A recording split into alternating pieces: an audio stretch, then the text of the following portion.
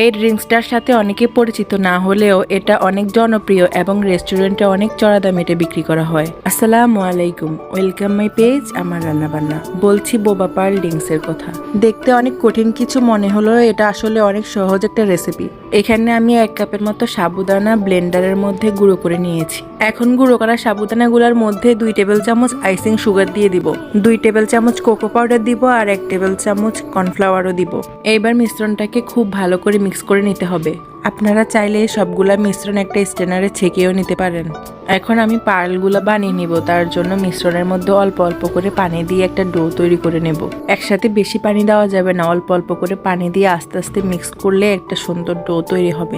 অবশ্যই পানিটা হালকা কুসুম গরম পানি হতে হবে। এখানে আমার 1/4 কাপের মতো পানি লেগেছে। ভালো করে মিক্স করলে একটা সুন্দর ডো তৈরি হবে। আমরা বাসায় রুটি বানানোর জন্য যে ডোটা বানাই ঠিক ওই রকম হবে এই ডোটা। এরপর হাতের সাহায্যে ছোট ছোট করে পার্লগুলা বানিয়ে নিতে হবে।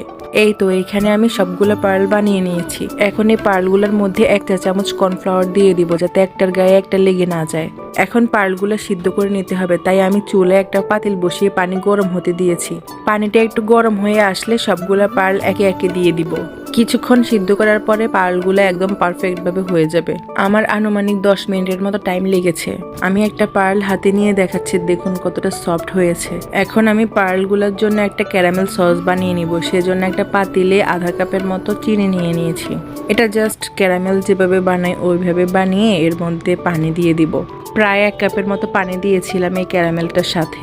এই ক্যারামেলটা যখন পানির সাথে ভালোভাবে মিক্স হয়ে যাবে তখন আমি এখানে 1 চা চামচ কোকো পাউডার দিয়ে দেব।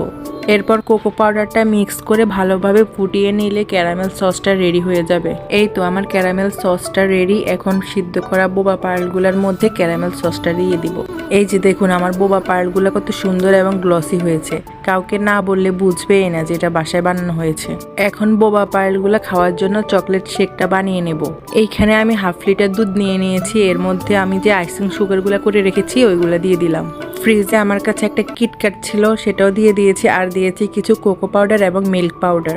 এখন দুধের সাথে সবগুলো উপকরণ ভালো করে ব্লেন্ড করে নেব। এখন একটা গ্লাসে পার্লগুলো দিয়ে তার উপর থেকে চকলেট শেকটা দিয়ে দিবে এবং মিক্স করে নিলেই বোবা পার্ল ড্রিঙ্কসটা রেডি। এই ড্রিঙ্কসটা খেতে নামি দামি রেস্টুরেন্টের থেকে কোনো অংশেই কম হয়নি। ঠান্ডা ঠান্ডা বরফ কুচি দিয়ে সার্ভ করলে তো আরো ভালো লাগে খেতে। আমার খুবই পছন্দ এই ড্রিঙ্কসটা। ভালো লাগলে নিজেরা বাসায় বানিয়ে দেখতে পারবেন। Thanks for watching, by.